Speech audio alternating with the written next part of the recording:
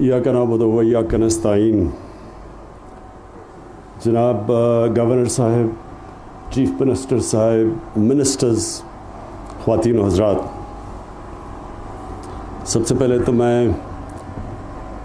शाह फरमान को ये जो इन्होंने ड्राइव किया है ऑलिव प्रोडक्शन, ऑलिव यानी जैतून की जो पूरी कोशिश की इन्होंने, कई 2-3 साल से लगे हुए थे, मैं आपको इसलिए खराज तहसीन पेश करता हूँ कि ये जो ऑलिव्स, ये जो जैतून की प्रोडक्शन है, ये सिर्फ खैबर पख्तूनख्वा में ही इसका इम्पैक्ट नहीं जाएगा, इसका सारे पाकिस्तान में इम्पैक्ट जाएगा।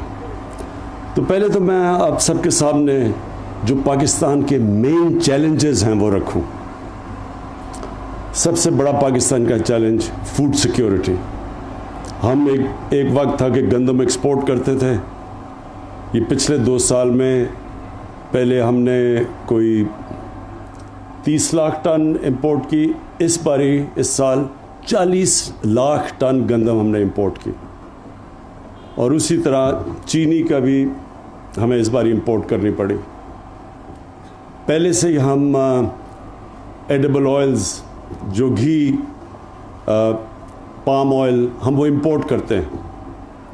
तो जो आगे पाकिस्तान की बढ़ती हुई आबादी है, सबसे बड़ा चैलेंज फूड सिक्योरिटी है कि हमने कैसे अपनी आबादी को न्यूट्रिशन देनी है, खाना, उनकी ग़िज़ा कैसे, उनकी प्रोटीन, ये कैसे हमने एक गवर्नमेंट की सबसे बड़ी ज़िम्मेदारी होती है अपनी कौम को फूड सिक्योर करें।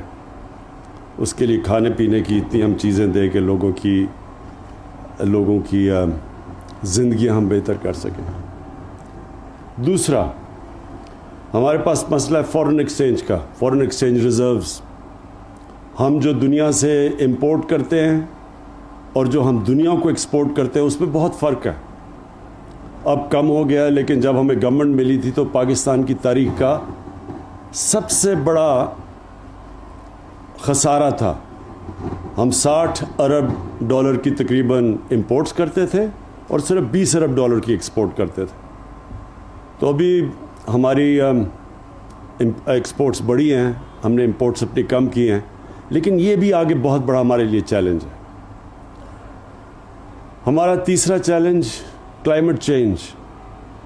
पाकिस्तान बदकिस्मती से उन 10 मुल्कों में है जो सबसे ज़्यादा, जो ये मौसम में गर्मी पैदा हो रही है जिसको क्लाइमेट चेंज कहते हैं, सबसे ज़्यादा वो 10 मुल्कों में पाकिस्तान भी एक है जो सबसे ज़्यादा मुतासर है। और फिर इसके अलावा हमारी एक बढ़ती हुई आबादी है और हमारे दुनिया में दूसरा नौजवान आबादी है, यानी सेकंड यंगेस्ट पॉपुलेशन है पाकिस्तान की। तो उनको हमने नौकरियां देनी है, रोज़गार देना है, ये भी बहुत बड़ा चैलेंज है।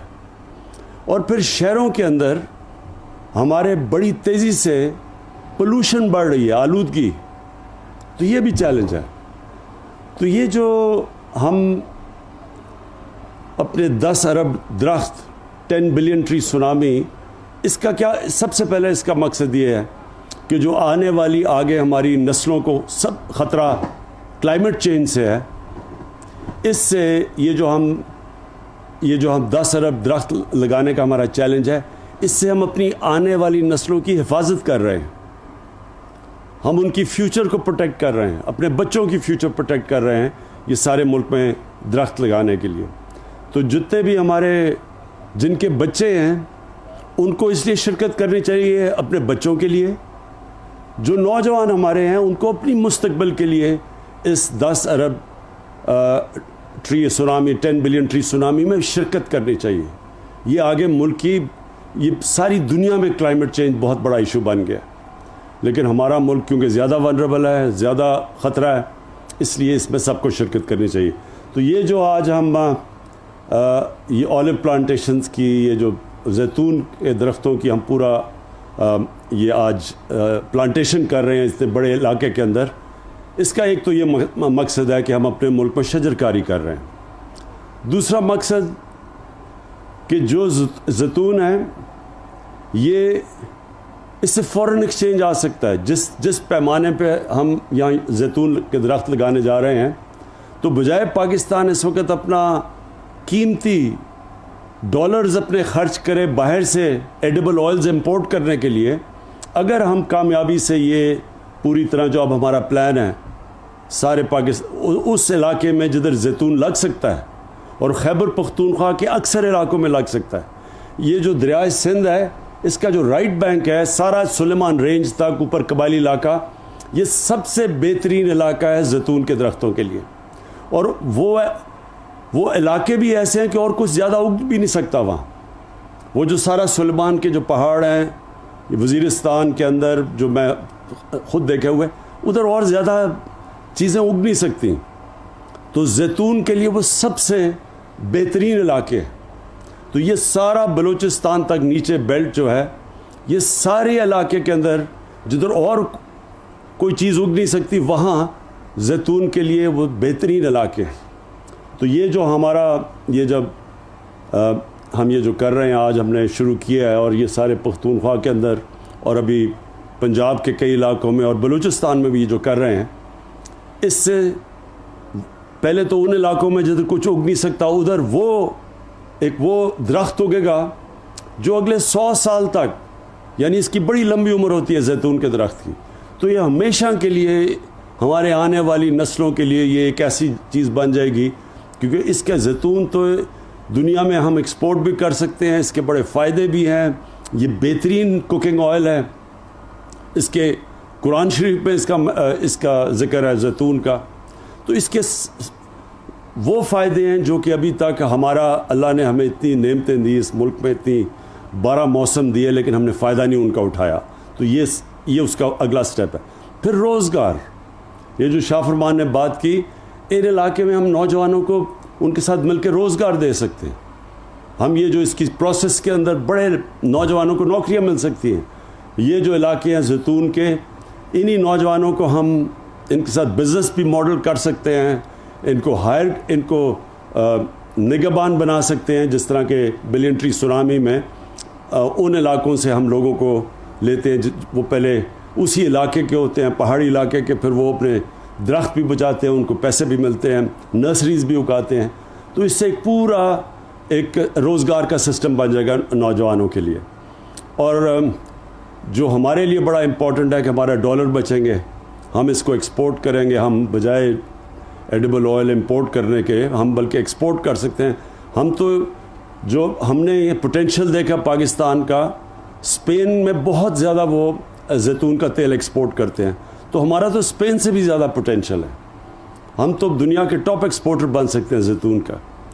اور انشاءاللہ جو ہم ساتھ ساتھ جو ہمارا بڑا مسئلہ بنا ہوا ہے آلودگی کا شہروں کے اندر, وہ تو جو ہماری 10 بلین ٹری سونامی اور جو شہروں کے اندر اربن پلانٹیشن ہے, جس کے اندر ایک نئی ٹیکنیک نکلی ہے میاواکی. یہ جاپان سے ٹیکنیک آئی ہے کہ وہ ایک ایسا انہوں نے ٹیکنیک نکالا ہے کہ وہ جو جنگل 30 سال میں اگتا ہے وہ 10 سال میں اگ جاتا ہے. اور وہ میں نے لاہور میں 50 جگہ پہ یہ ہم نے پلانٹ کروائے ہیں.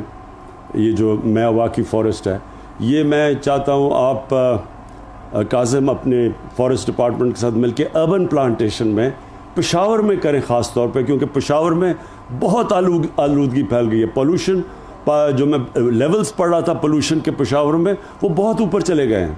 تو آپ کو یہ میاواکی فارسٹ کی ٹیکنیکس جدھر آپ کو علاقے ملتے ہیں, تھوڑے سے علاقے میں یہ ایک تو اگتا زیادہ تیز ہے اور ایک آکسیجن زیادہ دیتا ہے, عام جنگل سے زیادہ آکسیجن دیتا ہے.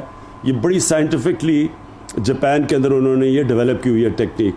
تو شہروں کے اندر بھی اپنے لوگوں, وہ بھی اپنے فیوچر میں اپنے بچوں کی, اپنے نسلوں کی, اپنے جنریشنز کی, ان کی صحت کے لیے ہمیں بڑا ضروری ہے کہ شہروں کے اندر بھی ہم یہ اربن فارسٹری کریں. تو میں پھر سے اینڈ میں آپ کو شاہ فرمان خراج تحسین پیش کرتا ہوں, کیونکہ آپ نے ڈرائیو کیا یہ ساری آلیو ٹری پلانٹیشن. یہ جو ڈرائیو ہے یہ آپ کی طرف سے تھی, یہ بڑی زبردست ہے. اور اب ہمارا سارا جو پاکستان میں جو ہم 10 بلین ٹری سونامی کریں اس کا ہم حصہ بنا لیں گے. اور آخری چیز میں بھول نہ جاؤں, फ्रूट ट्रीज़, हमारे पास फलों के दरख्त, हम इसी के अंदर शामिल कर लेंगे। इससे भी मुकामी इलाकों के अंदर लोगों को रोज़गार मिलेगा, उनके लिए उनकी आमदनी में इजाफ़ा होगा। पाकिस्तान में बहुत मुख्तलिफ़ किस्म के फलों के दरख्त उग सकते हैं, और इसमें मसला ये है कि हमने कभी सोचा नहीं इसका। हमारे पास 12 मौसम है, बड़े कम दुनिया में मुल्कों के पास 12 मौसम होते हैं। हम ऊपर से जो सबसे ऊंचे पहाड़ से हम जब समुद्र तक जाते हैं तो मुख्तलिफ़ क्लाइमेटिक जोन्स हैं, और इनके अंदर मुख्तलिफ हम वो दरख्त उगा सकते हैं जिस तरह ऑलिव वैल्यू एडेड इसको कहते हैं। इस दरख्त से बहुत फ़ायदा हो सकता है बनिस्बत उसी इलाके के अंदर अगर आप मसलन गंदम उगा दें और उधर ही आप ये ऑलिव उगा दें, या एक एवोकाडो दरख्त है, उसका इतना ज़्यादा जितना उससे फ़ायदा होता है, यानी वो जो एवोकाडो के दरख्त अगर उतनी इलाके में लगा दें तो उसकी लाखों रुपए ज़्यादा की आमदनी है 6 महीने की, साल की जब वो उगता है। तो उसी तरह अब हम पूरी तरह सारे पाकिस्तान में जोनिंग करेंगे, डायरेक्ट करेंगे कि किस इलाके में कौन सा ऐसा आप फल लगा सकते हैं जिसमें आमदनी में लोगों की बहुत ज़्यादा इजाफा हो सकता है। वो इंशाल्लाह अब हम साइंटिफिकली सारे पाकिस्तान को मैप करके जोनिंग करके और एडवाइज़ करेंगे कि कौन सा पौधा किस इलाके में सबसे बेहतरीन उगता है। बहुत बहुत शुक्रिया।